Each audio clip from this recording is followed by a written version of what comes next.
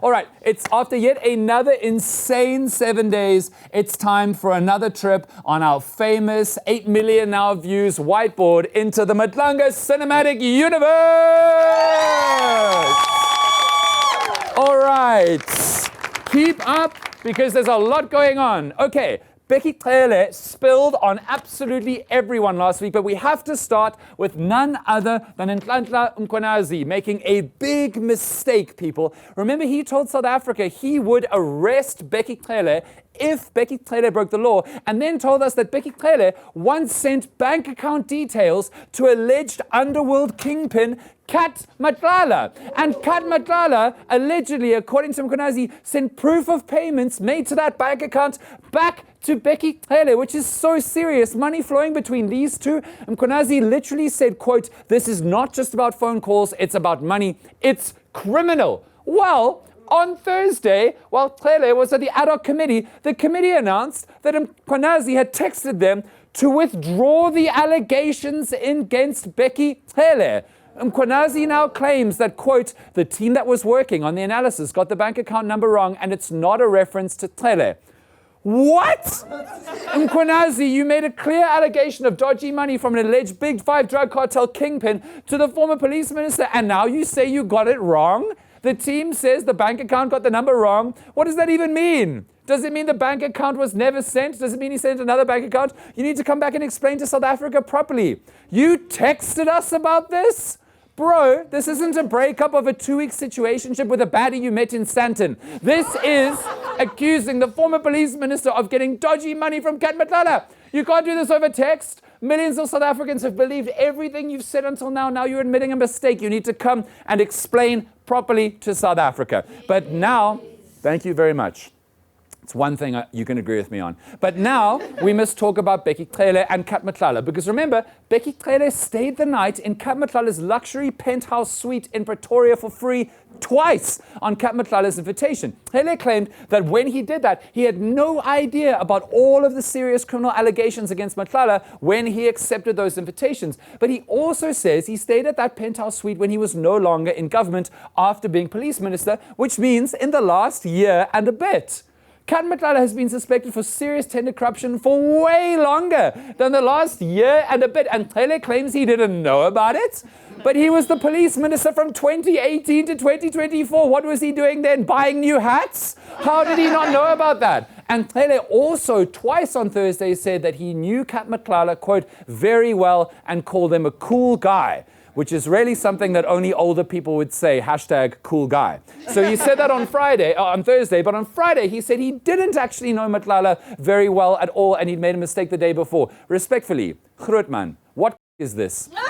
To quote British music icon Charlie XCX, girl so confusing. How can you know him very well on the Thursday and not on the Friday? And remember, Bheki, maybe it was Puza Thursday. And remember, Bheki also called Cele and Matlala 10 times in one day, just before Matlala's dodgy 360 million rand police tender was cancelled, and just before Cele and Matlala was arrested for allegedly organizing an assassination attempt on the life of his ex-girlfriend, Tebogo Tobayane. She's alive, don't panic. Fortunately, she survived the attempt. But Cele and Matlala allegedly tried to have her killed. #coolguy.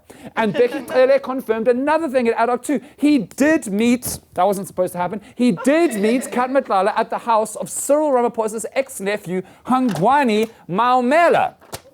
I'm sure you understand the cupcake, who allegedly led the biggest criminal syndicate that stole the most money out of the 2.3 billion rand stolen from Tembisa Hospital. Apparently, he did meet him at his house. Cele now claims he only found out he was at Maumela's place after the meeting there with Cele and Matlala. Bheki, respectfully, what did you put into Google Maps then? But Bheki kept spilling. He absolutely laid into his successor as police minister, Senzo Mkhunu. It was not cute. Mkhunu appeared again at the ad hoc before Cele did and tried to explain why he felt that as police minister, he had the authority to disband the political killings task team, the PKTT, which had been investigating alleged organized crime networks involving Cele and Matlala and many others. Bheki Cele slammed Mkhwanazi's reasoning. He argued that in no world does the police minister have the power to disband the PKTT, and he said Mkhwanazi's attempt to disband it was unlawful. And Cele also said that Matlala told him that Matlala was asked to give money to fund a campaign to make Senzo Mkhwanazi Cyril Ramaphosa's successor as ANC president and maybe president of South Africa one day. Matlala apparently told Cele that he had met with Senzo Mkhwanazi and ANC fixer Brown Mkhwanazi to discuss campaign and funding, which is wild if it's true, because literally last week, Senzo Mkhwanazi said he had never met Matlala.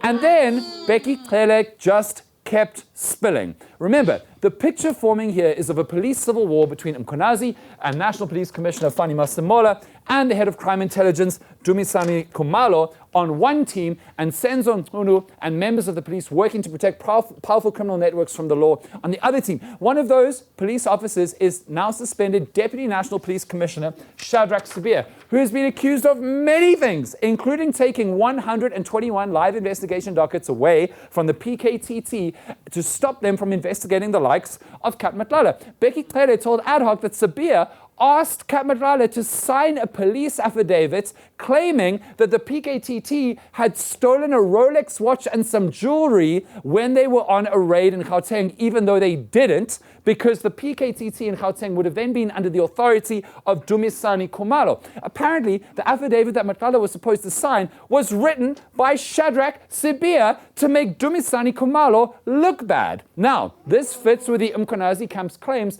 that Dumisani Khumalo is being targeted for causing problems for the crime kingpins. Remember, Khumalo is currently out on bail after being arrested on alleged corruption charges. The Mkhwanazi camp says that Khumalo is innocent and is actually the victim of a stitch-up designed to take him out because he was going after the crime kingpins. So, all that happened with Bheki last week, and now I need to flip the board over to talk about the Molefes, because wow, Katie and his nephew Lucky and his son Tapelo and more were accused of some crazy crimes involving Transnet and murders and corrupt cops in Madlanga last week. But while I flip over the board, while a lot of serious work is being done in Parliament, and was last week, Parliament, it's still Parliament, guys. MPs are still MPs. They're still prone to silliness and tomfoolery. Like this moment in Ad Hoc last week when Julius Malema and an MK party MP, let's just say, they had an argument. On a point of order, when they were still looking after on a point of order, Chairperson, in the villages he of continues to say nothing. He says a lot of nothing. He can't even control Mafinyila. They can't do anything. He can't even control Mafinyila.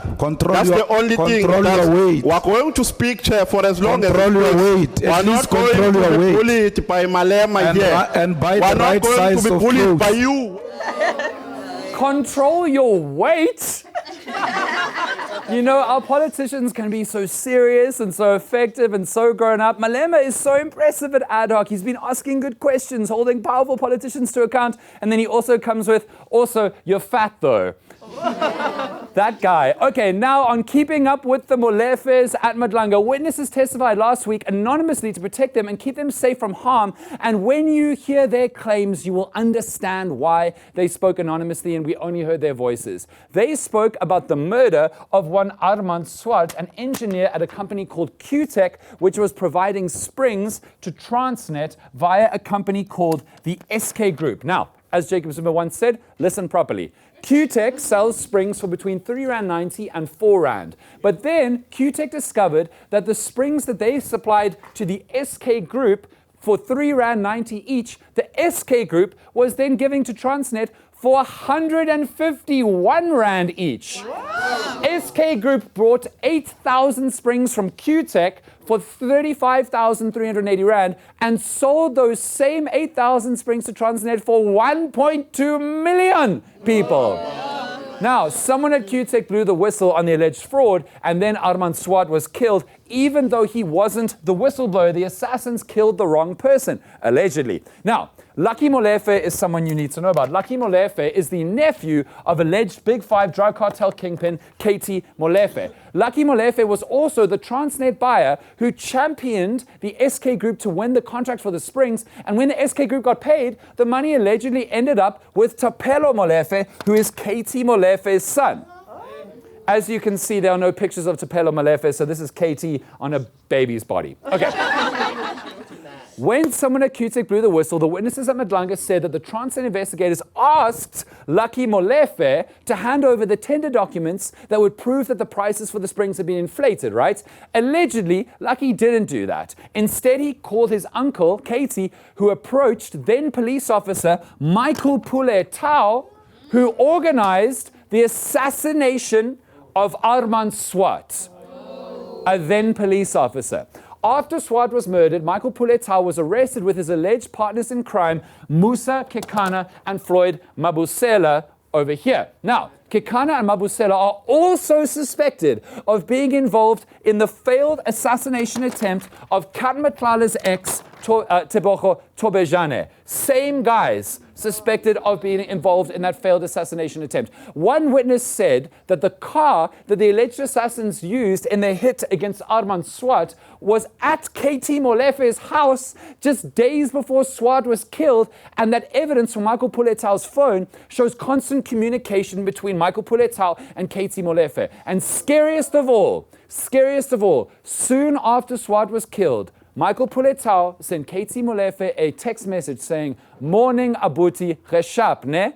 which in English means, "Morning brother, we are okay," after the killing of Armand Swart. But it gets even wilder than that. Strap in, folks. Witnesses say that when police went to arrest Katie Molefes at his house in Sandton on a different murder charge for the killing of DJ somebody, there are multiple murder charges happening here. Yeah, remember that. They found Transnet tender documents at the house belonging to Lucky Molefes and Tapelo Molefes, and then, weirdly, all kinds of people in the police started meddling to stop the arrest from happening. Out of nowhere, members of the Hawks wanted to come in and find out what was happening. Why would the Hawks want to intervene in an arrest? Then JMPD rocked up and interfered. Yeah, they took a break from asking for R5 for KFC lunch and maybe a soft drink to interfere in this. And then, like in a horror or a crime movie, a helicopter from Gauteng Traffic Police came out of nowhere and hovered low over the house. No explanation, just intimidation. Allegedly, someone told the arresting officers that they had just arrested someone who is, quote, a person of the generals, meaning Katie Molefes is connected with elite members of SAPS. One witness said that they felt that Major General Richard Shabiri, who is the police head of organized crime, the witnesses felt that he started fishing to see if the investigative police would take bribes to help the suspects get out on bail. Apparently, Shadrach Sabir, man, he is everywhere. Shadrach Sabir was also apparently unhappy with Katie Molefes' arrest. Witnesses also felt that the ballistics report into Armand Swart's murder was tampered with to cover up the use of certain weapons that could compromise certain suspects, and that investigating officers were targeted and intimidated, including when one officer allegedly got a phone call from someone saying that Michael Puletau would get bail, and if Tau didn't get bail, Tau would escape prison and, quote, eliminate the investigating officers, which is terrifying. And it turns out, guess what? Michael Puletau did get bail. Katie Molefes also got bail. One witness at Madlanga last week alleged that Katie paid a 2.5 million rand bribe to someone in the judiciary to guarantee his bail. But where is Lucky Molefes? Great question, because nobody knows. He has been missing for over a year. The police can't find him. They've been looking for him. They can't find him. And then they gave his uncle bail. Are you mad to give his uncle bail? And just so you know, one witness also said that Major General Richard Shabiri told them that Katie Molefes is one of 5 people with business mining interests in Northwest Province. And apparently another one of those 5 people is one Z Ngomalo, the husband of former Miss South Africa Tamrin Green, who, according to the witness, is apparently also close with someone you may have heard of, Julius Malema. And the witness also said that Julius Malema is very close with Shadrach Sabir. When one newspaper texted Malemba last week to ask about his alleged friendship with Sabir, Malemba responded in text with just 2 words, and let me quote this correctly. He said, cease. It's exactly MXM, cease. Now, why does it feel like one day every single person in South Africa is going to be on this whiteboard? Every single one. That's all we have time for the Mkhwanazi cinematic universe for the last week. Other stuff happened, but this is the biggest news, and it's an absolutely insane time.